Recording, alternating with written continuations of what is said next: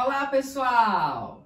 Dando continuidade à segunda parte da nossa aula sobre dissolução parcial de sociedade. Lembrando, ó, é dissolução parcial, não é a dissolução total da sociedade, como eu já tinha dito anteriormente, né? Nós estamos aqui tratando de uma dissolução parcial para que a empresa tenha continuidade. E só um detalhe, gente. Aqui chegou Alfredo.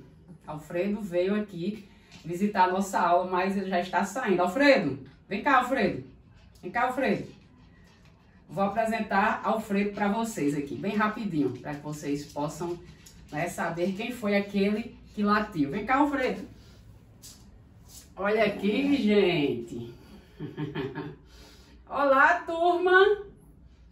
Tô aqui aprendendo processo civil. Vou ser um ótimo processualista. Não é, Alfredo? Eita, Alfredo. Tá assistindo a aula de mamãe? Manda um beijo aí pra turma de mamãe. Um beijo pra turma. Esse aqui é meu seguidoguinho. É o Alfredo. Então, gente, vamos continuar aqui com a nossa aula. Momento de descontração e de fofura, né? Que Alfredo aqui tem pelo para dar e vender. Por isso que eu tô limpando aqui a blusa. Então, gente, voltando aqui para a nossa aula. Então, a nossa dissolução aqui, nossa não, né? Da pessoa que for utilizar desse tipo de ação. Ação de dissolução parcial de sociedade e não total, para que a empresa tenha continuidade. Então, eu fiquei na aula passada no artigo 599, que eu estava falando exatamente do objeto dessa ação, para que serve. Então, vamos lá enumerar um por um. Inciso 1. Lembrando, vou ler o cabo do artigo 599. A ação de dissolução parcial de sociedade pode ter por objeto a resolução da sociedade empresária, contratual ou simples, em relação ao sócio falecido, excluído ou que exerceu o direito de retirada ou recesso. Inciso 2. Então, o primeiro ponto é a respeito da finalização, né, da resolução, da extinção, em relação a essas situações aqui, ao sócio falido, ao excluído e o que exerceu o direito de se retirar. Inciso 2. O objeto serve para quê também? Para apurar o quê? Os haveres do sócio falecido, excluído ou que exerceu o direito de se retirar. O que é apuração de haveres, professora? Haveres é aquilo que a pessoa injetou, aquilo que foi investido de capital, certo? Então, vai fazer uma perícia para apurar o valor devido. E se tiver até, gente, uma observação aqui, se essa pessoa que está sendo excluída, ela causar, ficar comprovado, vocês sabem que direito é prazo e prova, se tiver comprovado aqui no processo que ela causou prejuízo à empresa, ela terá que ressarcir, a gente vai ver também aqui, certo? Inciso 3, somente a resolução ou apuração de haveres.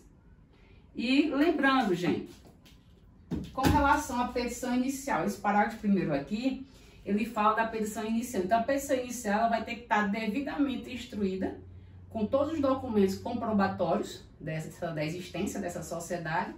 E, lógico, né?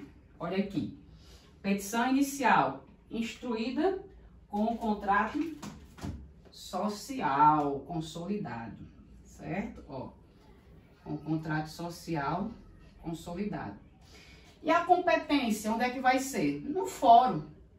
Da onde? Da sede da empresa, gente, aqui, ó. O fórum da sede da sociedade, da empresa. E o valor da causa, professora? O valor da causa vai ser exatamente, né, o valor da cota dos sócios ou acionistas retirantes, excluídos ou falecidos.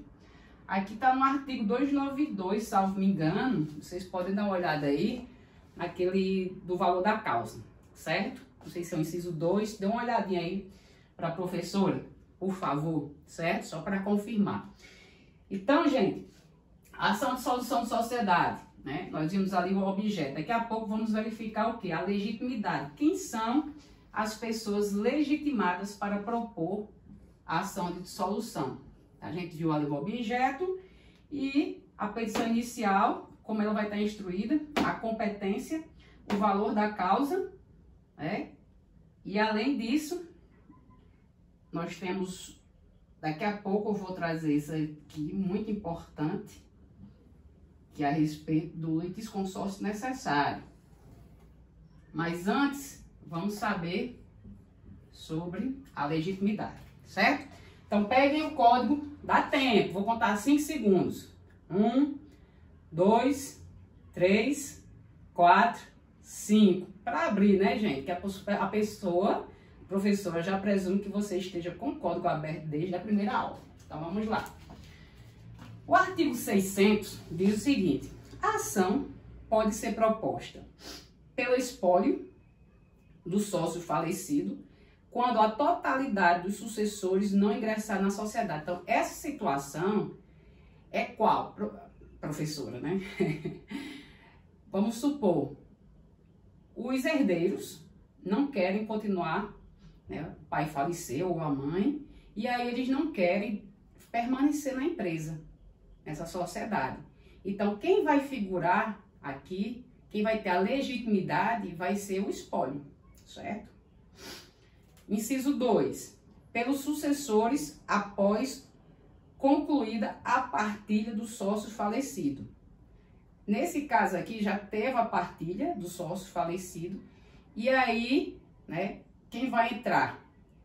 No inciso 1 é quando eles não vão ingressarem na sociedade. E já o inciso 2 é diferente. Aqui já não tem essa observação, que os sucessores, né, não vão ingressar. Aqui já é diferente. Pelos sucessores, após concluída a partilha do sócio falecido. Então, houve a conclusão, né, de quê? Da partilha, que é um próximo assunto que nós vamos estudar sobre, a gente vai estudar aqui sobre o inventário e da partilha, a partir do artigo 610. Então, nessa situação, a partilha já é o momento final do inventário, né? O inventário, ele vai inventariar, ele vai verificar os bens que tem, os herdeiros, tem todas as formalidades, e aí pagar os tributos, os devedores, e ao final fazer a partilha, exatamente esse inciso 2. Pelos sucessores, após concluída a partilha do sócio falecido. Então, houve a partilha do sócio falecido aqui e ele vai ingressar como um legitimado. Inciso 3. Pela sociedade, se os sócios sobreviventes não admitirem o ingresso do espólio ou dos sucessores do falecido na sociedade, quando esse direito decorrer do contrato social. Então, é que a própria sociedade é que ela vai entrar com a ação quando eles não quiserem que haja o ingresso de quem? Dos sucessores ou do espólio do sócio falecido. 4. Pelo sócio que exerceu o direito de retirada ou recesso, se não tiver sido providenciada pelos demais sócios a alteração contratual consensual formalizando o desligamento depois de transcorrer 10 dias do exercício de direito. Então, nesse caso aqui, gente, ele formaliza, né, o pedido e não foi feita a alteração. Então, o sócio que está se retirando, né, e se os demais sócios não providenciarem essa alteração, depois de transcorridos 10 dias, ele pode exercer com essa ação de direito ele pode exercer esse direito. Qual? De dissolução parcial. Inciso 5º. Pela sociedade, nos casos em que a lei não autorizar a exclusão extrajudicial. Então, não pode excluir de forma extrajudicial. Então, nesse caso, você vai ter que utilizar a dissolução parcial da sociedade, como eu tinha avisado no início da aula. E pelo sócio excluído, que é o inciso 6º. E o parágrafo único diz: o cônjuge ou companheiro do sócio cujo casamento, união estável ou convivência terminou, poderá requerer a apuração de seus haveres na sociedade, que serão pagos à conta da cota social titulada por este sócio, certo? Então, aqui para resguardar, né, o interesse do cônjuge ou do companheiro, certo, gente? E para finalizar essa segunda aula, eu quero que vocês observem esse artigo 601 aqui. O parágrafo único, que estabelece o litisconsórcio necessário. Ou seja, vamos lá, o parágrafo único. A sociedade não será citada se todos os seus sócios o forem, mas ficará sujeita aos efeitos da decisão e da coisa julgada. Certo? A sociedade não será citada se todos os seus sócios o forem. Então, se os sócios forem todos citados, a sociedade não precisa. Mas, ao mesmo tempo, a sociedade, ela ficará o quê? Sujeita aos efeitos da decisão da coisa julgada. Então, aqui nós temos um litisconsórcio necessário. Ok?